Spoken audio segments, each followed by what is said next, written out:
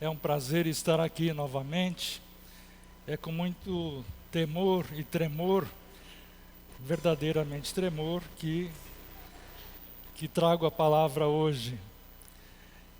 E o assunto que eu gostaria de falar com vocês esta manhã é talvez um dos que mais impacte o nosso dia a dia, o nosso viver.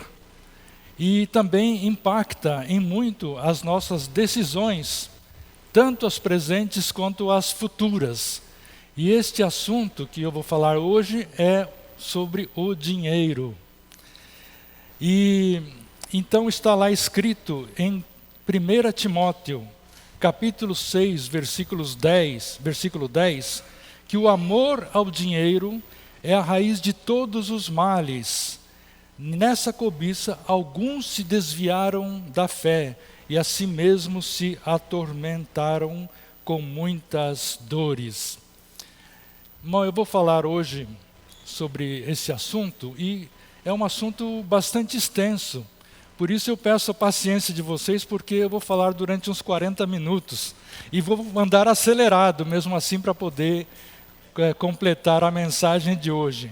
Porque o dinheiro, ele deveria ser uma grande fonte de bênçãos para nossas vidas. No entanto, devido à cobiça de muitos, e de maneira que ele pode ser causa de muita dor e muita tristeza. Quando ele não é utilizado da forma como Deus planejou, nós podemos ter muitas tristezas e até mesmo passar por algumas desgraças. E a questão do dinheiro é tão importante na nossa vida que na Bíblia existem mais versículos que falam sobre o dinheiro do que sobre qualquer outro assunto. Ele é citado cerca de 3.000 vezes na Bíblia. E a Bíblia estabelece certos princípios que deveriam ser seguidos acerca do dinheiro e da nossa vida financeira. Se esses princípios não forem observados, ele poderá trazer muita preocupação e muita tristeza. Se você quiser saber quais são esses princípios, então você assista esta mensagem até o final, mas antes dê o seu like, se inscreva no canal, é brincadeirinha. E o princípio número 1 é o seguinte: Deus é o Senhor de todas as coisas. Em Salmos 24, versículo 1 está escrito que ao Senhor pertence a terra e tudo que nela se contém, o mundo e os que nele habitam. E este versículo é tão claro quanto a luz do sol. Tudo pertence a Deus, nada nos pertence, tudo é do Senhor. E a maior ilusão que nós podemos ter é pensar que esses bens que nós dispomos nos pertencem. Nós somos simplesmente administradores daquilo que Deus confiou para nossas vidas. Mas você pode dizer: não, mas eu trabalhei, eu sofri, eu penei para conseguir esse dinheiro, conseguir esses bens. Mas a Bíblia diz lá em Deuteronômio, capítulo 8, versículo 18, que é Deus quem te dá forças para adquirires riquezas. Se Deus não nos der saúde, se Deus tirar a nossa saúde, como poderemos fazer para então obter o sustento diário? Então o primeiro princípio é muito claro: nada é meu. Tudo pertence a Deus. E aí vem o princípio número 2, viva uma vida financeira equilibrada. Em Provérbios capítulo 21, versículo 5, está escrito que os planos do diligente tendem à abundância, mas a pressa excessiva à pobreza. Como Deus é o Senhor de todas as coisas, nós somos simplesmente mordomos daquilo que Ele nos concedeu. Então, se o dinheiro fosse nosso, nós poderíamos gastá-lo da forma como nós bem entendêssemos, poderíamos esbanjar, fazer o que quiser. No entanto, esse dinheiro não nos pertence, de maneira que nós temos que ser muito diligentes e muito organizados com esse dinheiro. E para isso é necessário que a gente faça então um orçamento para que a gente possa então saber todas as nossas receitas e despesas e poder então empregar bem esse dinheiro. Existem pessoas que são muito organizadas, que gostam tudo no seu devido lugar, que são muito organizadas na arrumação, na limpeza, não podem ver nada fora do lugar. Até os bibelôs são arrumados em ordem de tamanho, e depois os remédios são colocados na prateleira de acordo com o tipo de doença. No entanto, quando se trata de uma vida financeira, são totalmente desorganizadas. Então, como eu disse, nós precisamos ter um orçamento com todas as receitas e as despesas, e para que a gente possa, então, verificar. Quando as despesas são colocadas numa planilha, a gente consegue enxergar tudo aquilo que não é necessário. Nós podemos enxergar tudo aquilo que é possível ser cortado, para que a gente possa, então, equilibrar o nosso orçamento. E também dentro desse orçamento, nós devemos ter marcado ali todos os dias em que teremos receita, e todos os dias em que nós deveremos fazer os nossos pagamentos. Isso para que a gente pague pontualmente todas as nossas contas. Não pagar nem antes nem depois.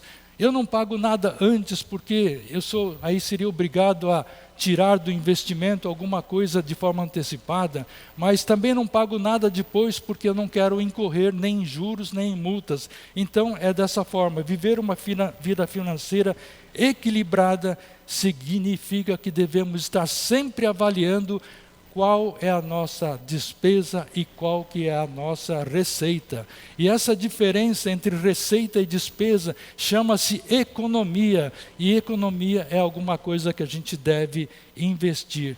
Um dos maiores erros que nós cometemos é elevar o nosso padrão de vida toda vez que aumenta a nossa renda. Nós não podemos fazer isso, irmão, não podemos incorrer nesse risco. Nós temos de manter o nosso padrão de vida num patamar inferior às nossas receitas, para que a gente possa, então, ter tranquilidade na nossa vida. E uma das frases mais perigosas que existem, que a gente costuma falar, é: eu mereço. Eu vou me dar de presente. Isso porque quando você vai numa loja, você olha a vitrine e vê aquele seu objeto de desejo, e aí você chega e começa a pensar: será que eu compro? Será que não compro? Compro ou não compro? Aí você lembra: não, eu mereço. E aí você entra na loja e compra aquele objeto de desejo, e depois você descobre que ele não seria necessário para a sua vida. Pense uma coisa. Leve a sério isso, irmão. O dinheiro não foi feito somente para pagar suas contas. O dinheiro foi feito também para prosperar. E aí vem o princípio número 3. Não entre em dívidas. É uma grande verdade. Está escrito ali em Romanos capítulo 13, versículo 8. A ninguém fiqueis devendo coisa alguma, exceto o amor.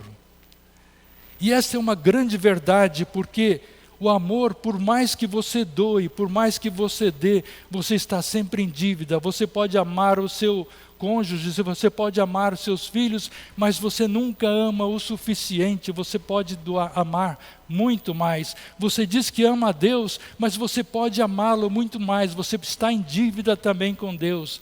Mas a dívida financeira, quando nós contraímos, nos torna escravos dos nossos credores. Eu tenho certeza que não ocorre aqui na nossa igreja, mas existem pessoas que preenchem o talão de cheque ali e não sabem para que serve aquele canhotinho onde deveria ser anotado o valor e a destinação do pagamento. Então, e chega no final do mês e entra no cheque especial e não sabe por que entrou no cheque especial.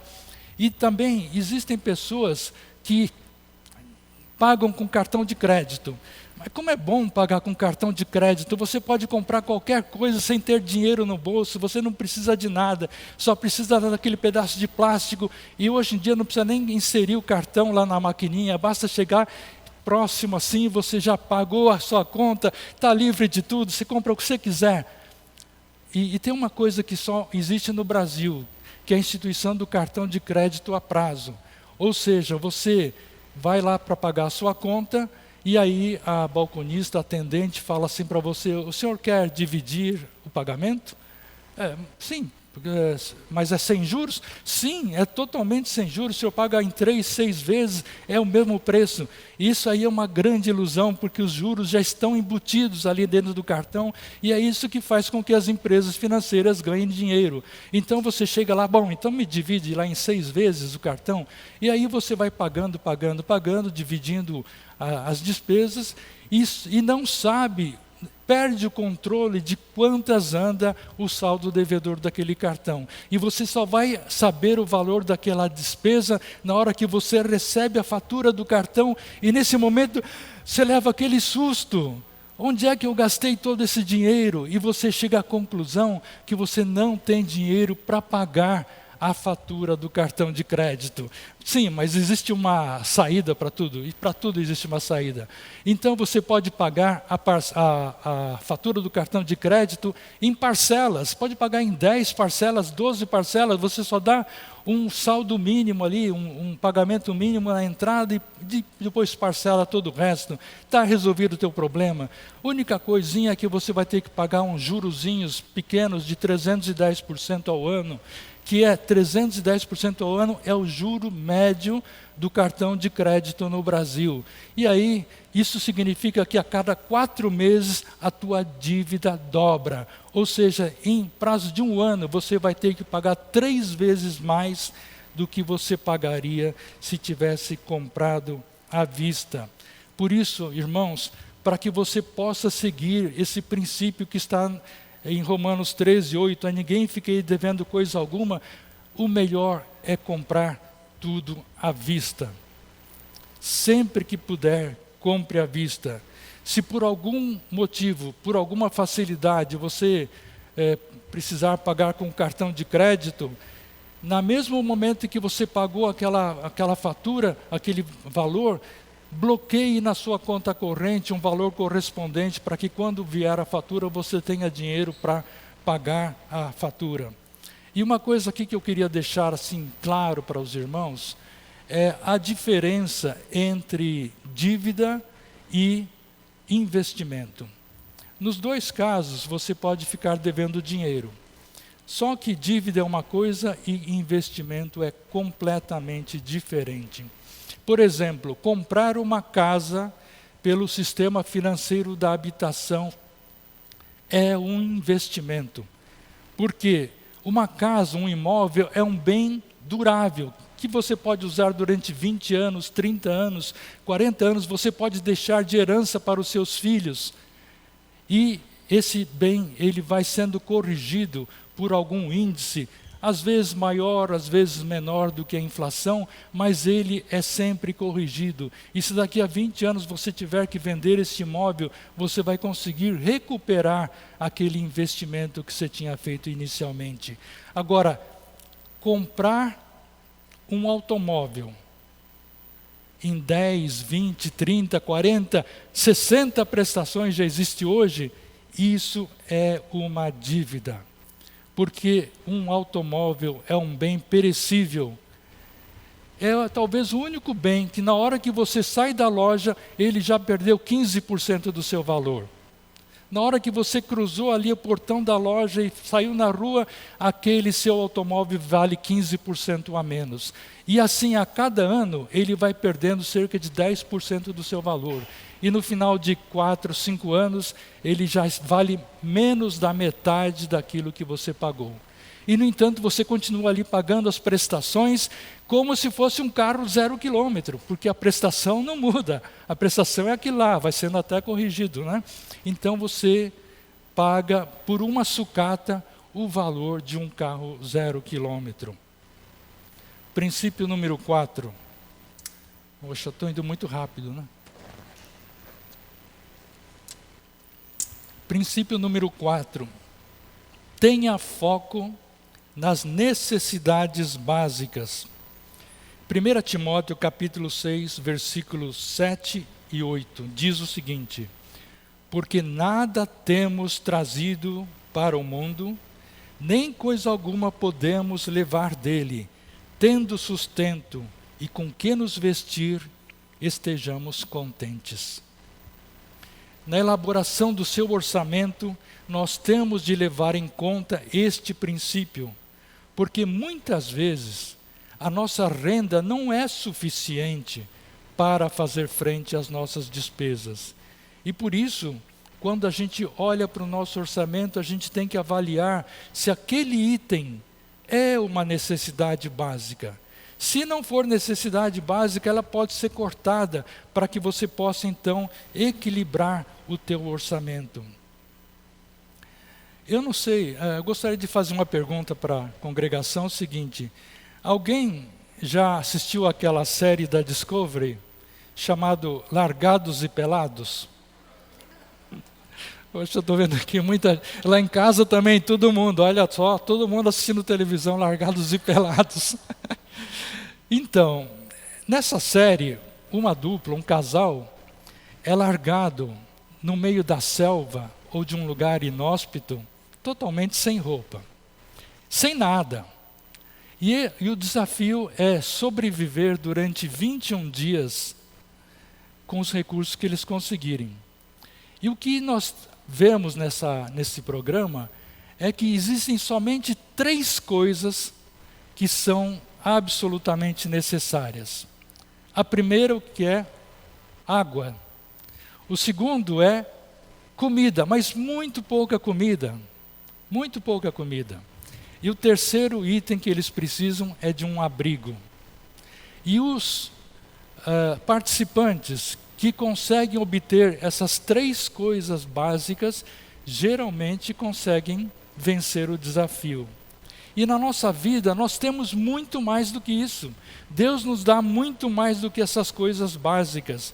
E o que vier, então, é lucro. E dessa maneira, Deus promete que Ele irá suprir cada uma das nossas necessidades básicas.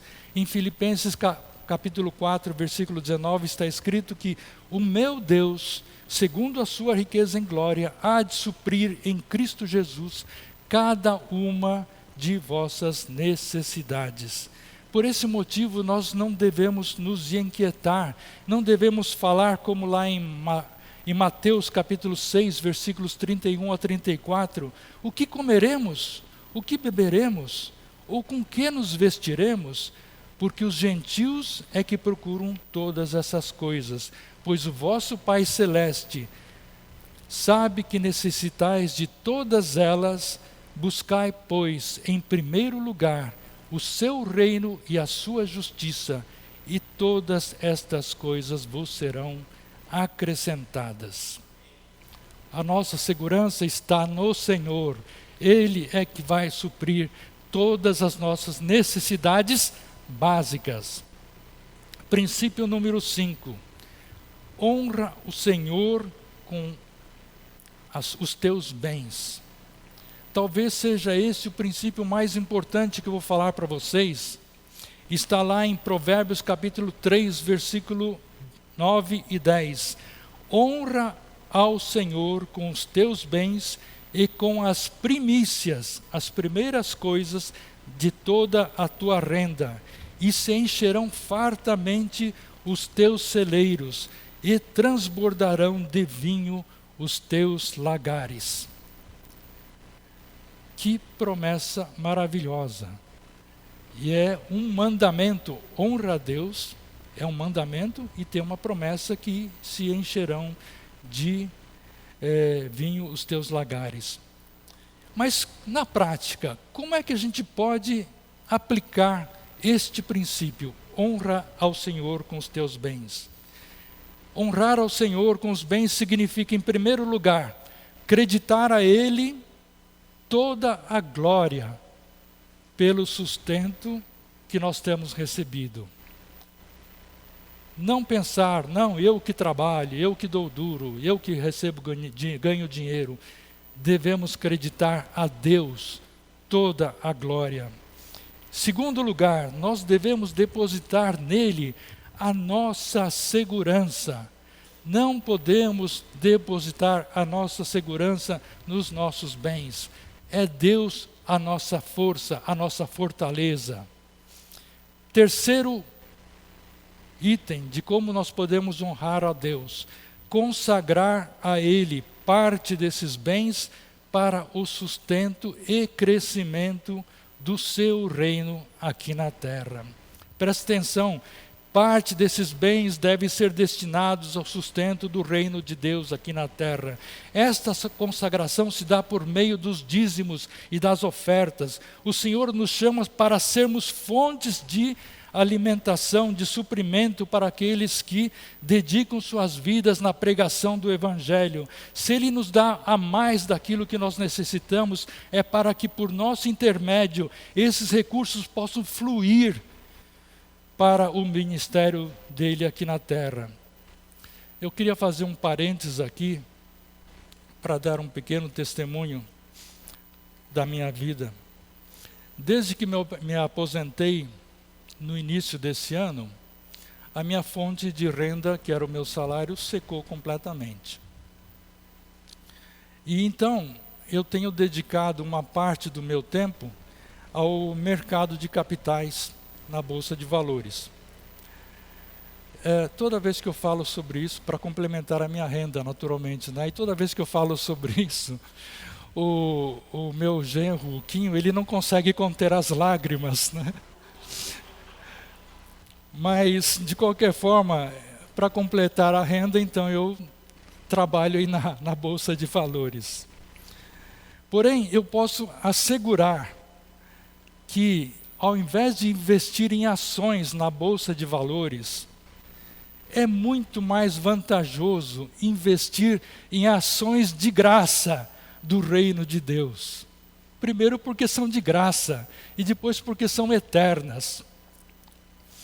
A Bolsa de Valores, não sei se alguém opera na Bolsa, mas é como uma montanha russa. A montanha russa, assim, demora para subir. Demora, de repente, para cair é muito rápido. E assim, sobe e desce, né? E assim, você pode ganhar muito dinheiro num dia e perder tudo no dia seguinte. E por esse motivo é que eu digo que é melhor investir no reino de Deus por meio dos dízimos e das ofertas, porque além de sermos tremendamente abençoados na nossa vida aqui na terra, nos nossos bens materiais, nós vamos contribuir para o crescimento do reino de Deus.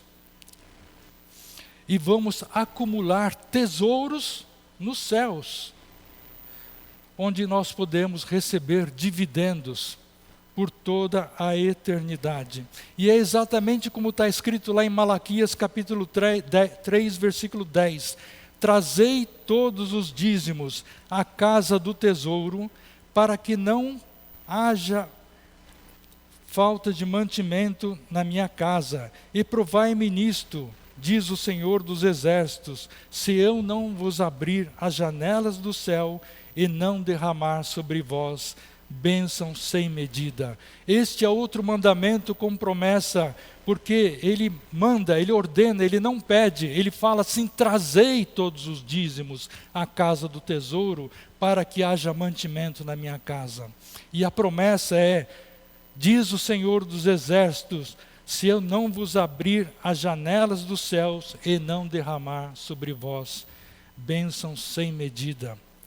Aprendi este princípio na minha mocidade e desde então eu tenho procurado aplicar, ser fiel ao Senhor. Desde então Deus tem me abençoado ricamente com muitas bênçãos, com muitos bens, e a sua fidelidade tem sido muito maior do que a minha fidelidade para com Ele.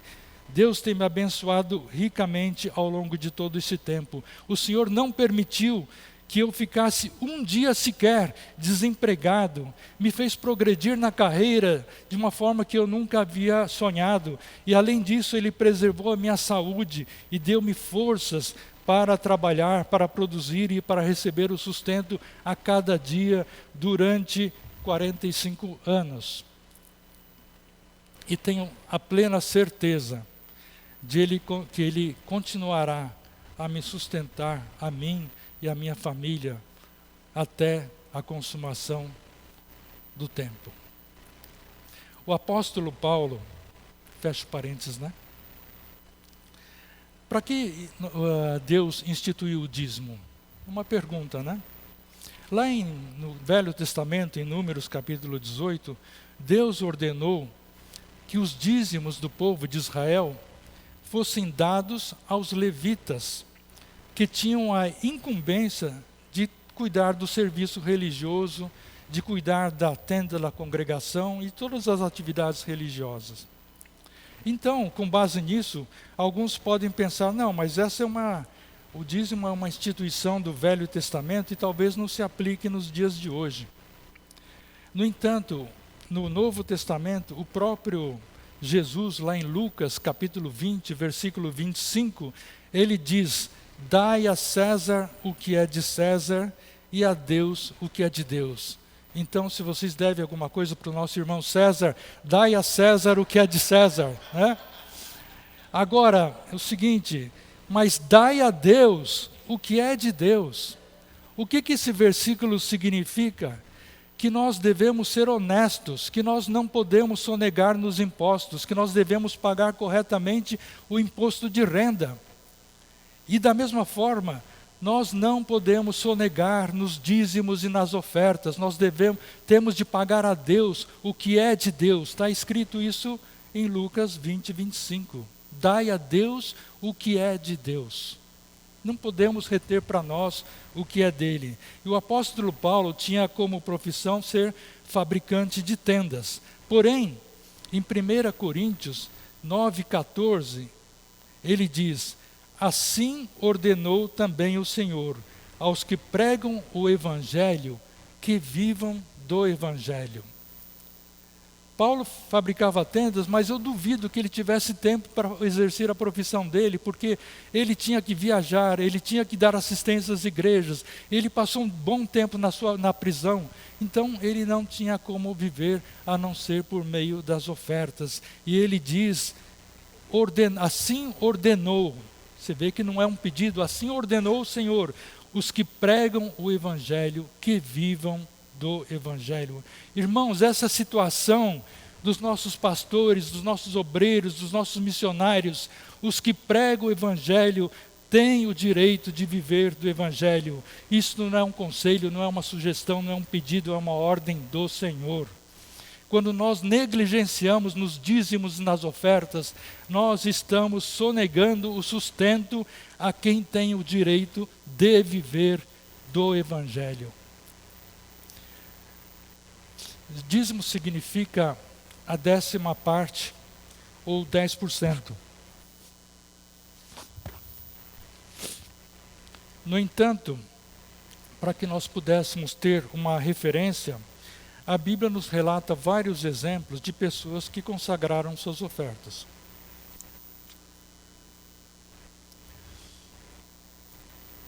Talvez o exemplo mais conhecido seja o da viúva pobre.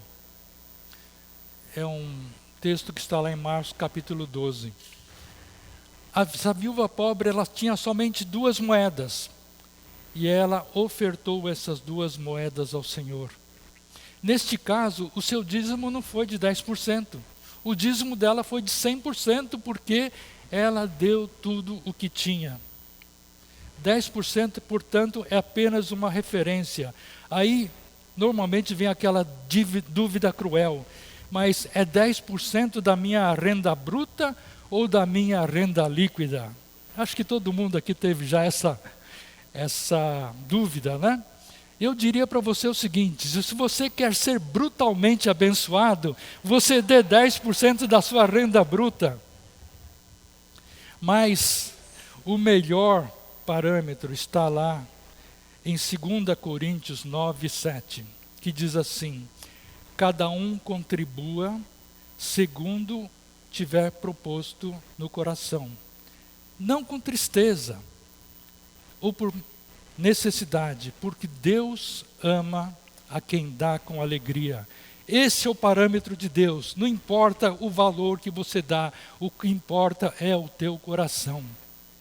Dê de acordo com o que tiver proposto no teu coração, e tem de dar com o coração cheio de gratidão e cheio de alegria, porque Deus ama a quem dá com alegria.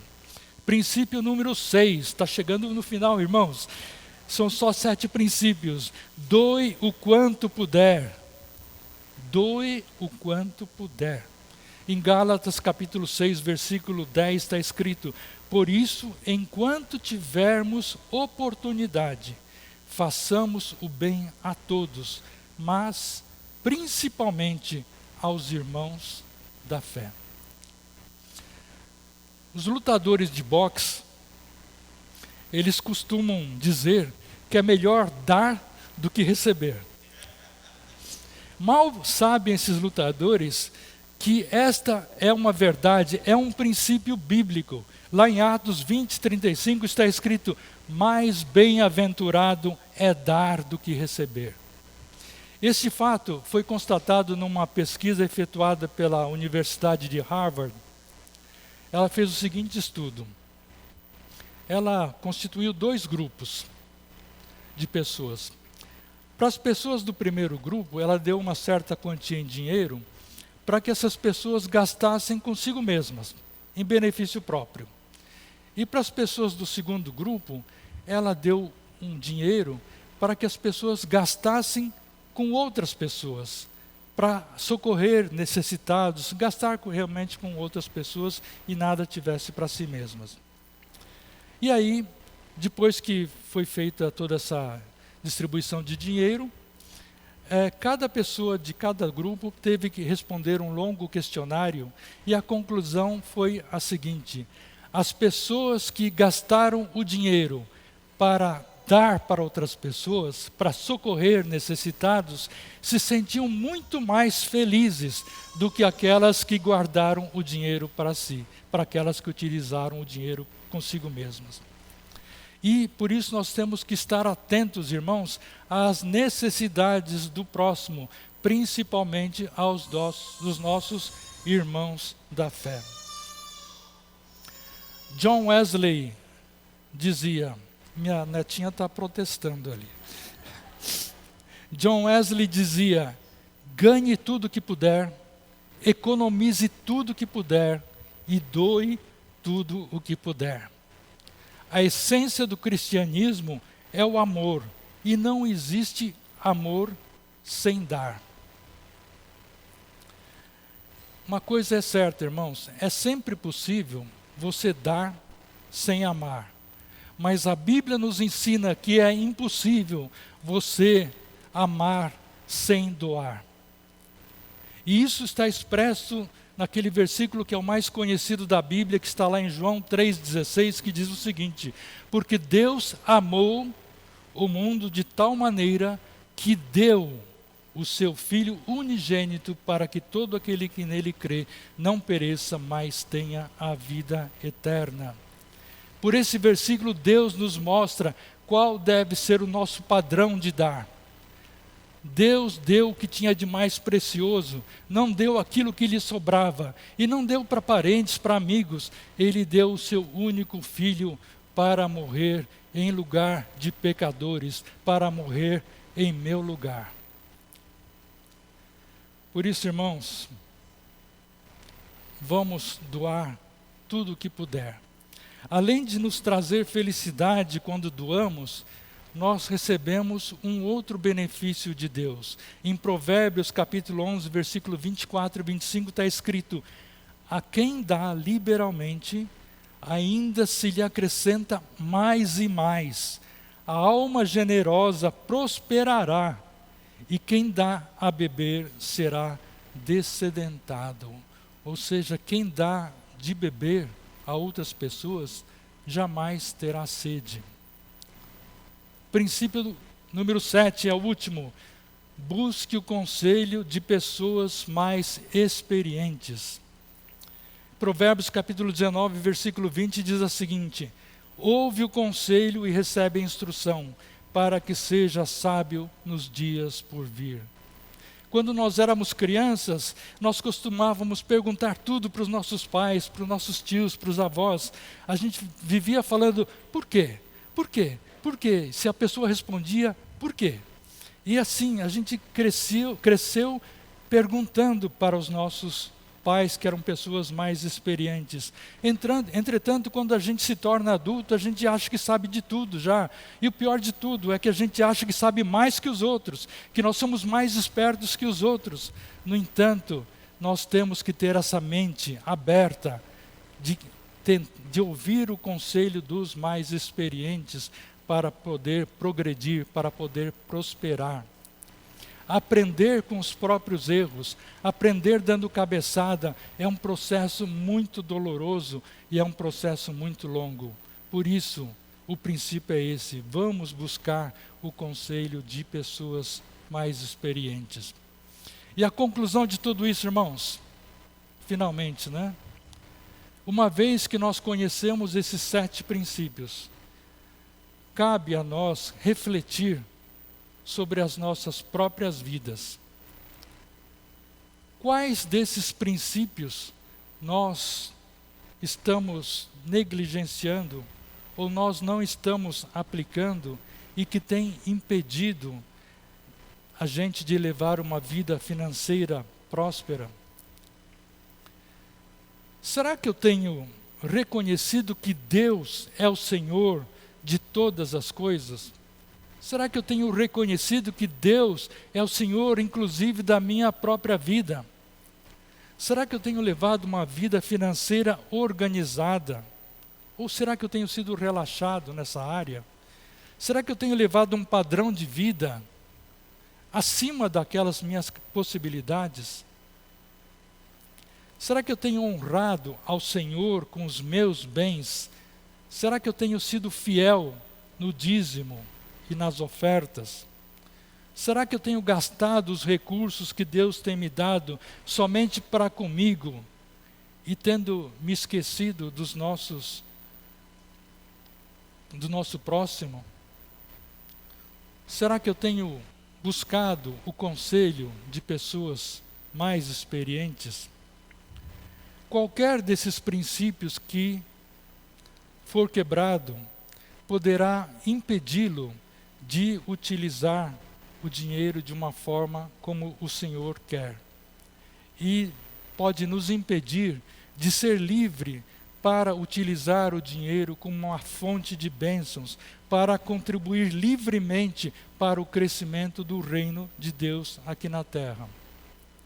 Por isso, irmãos, eu peço, aplique esses princípios nas suas finanças e viva uma vida com liberdade para investir seu tempo naquilo que realmente é importante, naquilo que realmente é da vontade do Senhor, de maneira que você invista então no reino de Deus, invista nas coisas do alto, nas coisas que são eternas e que poderão proporcionar dividendos por toda a eternidade.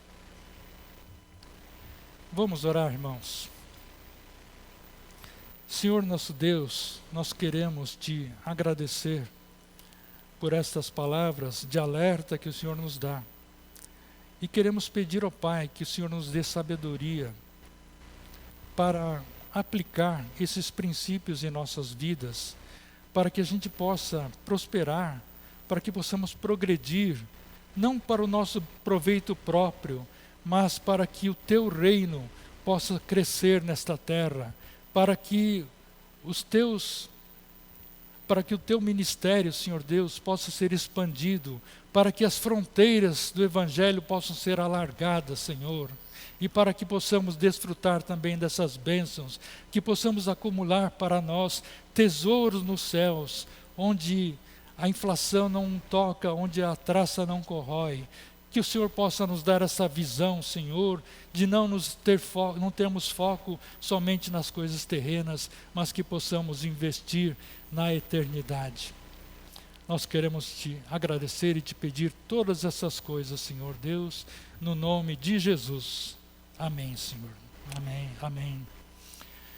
Passar a palavra para o pastor Luiz, que vai nos trazer a bênção apostólica.